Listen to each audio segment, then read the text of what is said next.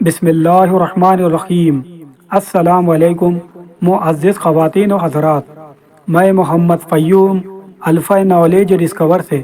ہمارا موضوع ہے نماز کے احکام، نصف نمبر 10، سورہ النساء، آیت نمبر 103۔ ترجمہ کنز ایمان۔ پھر جب تم نماز پڑھ چکو تو اللہ کی یاد کرو، کھڑے اور بیٹھے اور کروٹوں پر لیٹے۔ پھر جب مطمئن ہو جاؤ تو حسب دستور نماز قائم کرو، بے شک نماز مسلمانوں پر وقت باندھا ہوا فرض ہے۔ تفسیر۔ تو اللہ کو یاد کرو، یعنی ذکر الہی کی ہر حال میں ہمیشگی کرو اور کسی حال میں اللہ عز و جل کے ذکر سے غافل نہ رہو۔ حضرت عبداللہ بن عباس رضی اللہ تعالی عنہما نے فرمایا، اللہ تعالیٰ نے ہر فرض کی ایک حد معین فرمائی سوائے ذکر کے کہ اس کی کوئی حد نہ رکھی، بلکہ فرمایا کہ ذکر کرو، کھڑے بیٹھے، کروٹوں پر لیٹے، رات میں ہو یا دن میں، خشکی میں ہو یا تری میں، سفر میں اور حضر میں، غنا میں اور فکر میں، تندرستی اور بیماری میں، پوشیدہ اور ظاہر۔ اللہ تعالیٰ کے ذکر سے متعلق دو شرعی مسائل۔ یہاں آیت کی مناسبت سے اللہ تعالیٰ کے ذکر سے متعلق دو شرعی مسائل ملاحظہ ہو۔ پہلا، اس آیت سے یہ بھی معلوم ہوا کہ نمازوں کے بعد جو کلمہ توحید کا ذکر کیا جاتا ہے وہ جائز ہے، جیسا کہ مشائخ کی عادت ہے، اور بخاری و مسلم کی احادیث صحیحہ سے بھی یہ ذکر ثابت ہے۔ چنانچہ حضرت مغیرہ بن شعبہ رضی اللہ تعالی عنہ فرماتے ہیں، حضور اقدس صلی اللہ تعالی علیہ وسلم ہر فرض نماز کے بعد یوں کہا کرتے تھے۔ ترجمہ، یعنی اللہ کے سوا کوئی معبود نہیں، وہ اکیلا ہے، اس کا کوئی شریک نہیں، اسی کی بادشاہی ہے اور اسی کے لیے سب تعریفیں ہیں، اور وہ ہر چیز پر قدرت رکھتا ہے۔ اے اللہ، جو تو دے اسے کوئی روکنے والا نہیں، اور جو تو روکے اسے کوئی دینے والا نہیں، اور کسی دولت مند کو تیرے مقابلے پر دولت نفع نہیں دے گی۔ حضرت عبداللہ بن عباس رضی اللہ تعالی عنہما فرماتے ہیں، بلند آواز سے ذکر کرنا جبکہ لوگ فرض نماز سے فارغ ہو جاتے، یہ نبی کریم صلی اللہ تعالی علیہ وسلم کے عہد مبارک میں رائج تھا۔ آپ رضی اللہ تعالی عنہ فرماتے ہیں، جب میں اس بلند آواز سے ذکر کرنے کو سنتا تو اسی سے لوگوں کے نماز سے فارغ ہونے کو جان لیتا تھا۔ البتہ یہ یاد رہے کہ ذکر کرتے وقت اتنی آواز سے ذکر کیا جائے کہ کسی نمازی یا سونے والے کو تکلیف نہیں ہونی چاہیے۔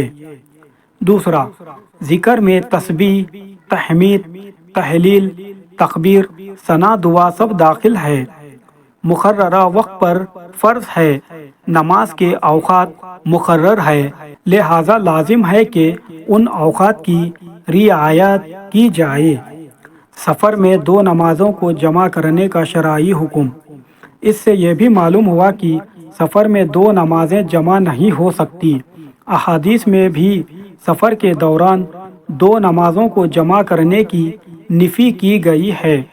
چنانچہ حضرت عبداللہ بن مسعود رضی اللہ تعالی عنہ فرماتے ہیں، میں نے کبھی نہیں دیکھا کہ حضور پرنور صلی اللہ تعالی علیہ وسلم نے کبھی کوئی نماز اس کے غیر وقت میں پڑھی ہو، مگر دو نمازیں کہ ایک ان میں سے نماز مغرب ہے جسے مزدلفہ میں عشاء کے وقت پڑھا تھا، اور وہاں فجر بھی روز کے معمولی وقت سے پہلے تاریخی میں پڑھی تھی۔ حضرت عبداللہ بن عمر رضی اللہ تعالی عنہما فرماتے ہیں، رسول اللہ صلی اللہ تعالی علیہ وسلم نے ایک بار کے سوا کبھی کسی سفر میں مغرب و عشاء ملا کر نہ پڑھی۔ یاد رہے کہ جس سفر میں آپ صلی اللہ تعالی علیہ وسلم نے مغرب اور عشاء کو ملا کر پڑھا وہ حجۃ الوداع کا سفر تھا، اور 9 ذی الحجہ کو مزدلفہ میں آپ صلی اللہ تعالی علیہ وسلم نے ان دونوں نمازوں کو ملا کر پڑھا تھا، اور دیگر جن احادیث میں دو نمازیں جمع کرنے کا ذکر ہے وہاں جمع سوری مراد ہے، یعنی پہلی نماز آخر وقت میں اور دوسری نماز اول وقت میں ادا کی گئی، جیسا کہ درج ذیل دو روایت سے واضح ہے۔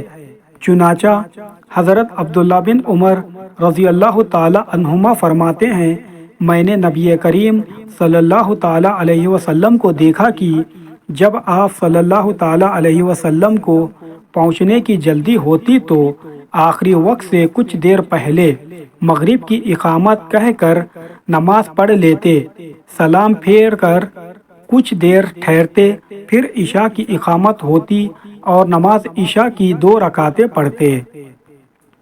حضرت نافیہ اور حضرت عبداللہ بن واقد رضی اللہ تعالی عنہما سے مروی ہے کہ حضرت عبداللہ بن عمر رضی اللہ تعالی عنہما کے مؤذن نے نماز کے لیے کہا تو آپ رضی اللہ تعالی عنہ نے فرمایا، چلتے رہو، یہاں تک کہ جب شفاق ڈوبنے کے قریب ہوئی تو آپ رضی اللہ تعالی عنہ نے اتر کر نماز مغرب پڑھی، پھر انتظار فرمایا یہاں تک کہ شفاق ڈوب گئی۔ اس وقت آپ رضی اللہ تعالی عنہ نے نماز عشاء پڑھی، پھر فرمایا حضور سید عالم صلی اللہ تعالی علیہ وسلم کو جب کسی کام کی وجہ سے جلدی ہوتی تو ایسا ہی کرتے جیسا میں نے کیا۔ اس مسئلے سے متعلق تفصیلی اور تحقیقی معلومات حاصل کرنے کے لیے فتاوی رضویہ کی 5ویں جلد میں موجود اعلیٰ حضرت امام احمد رضا خان رحمۃ اللہ علیہ کی کتاب حاجز البحرین الواقی عن جمع الصلاتین، 2 نماز ایک وقت میں پڑھنے کی ممانعت پر رسالہ کا مطالعہ فرمائے۔ صدق اللہ العظیم والحمد للہ رب العالمین۔ اللہ حافظ۔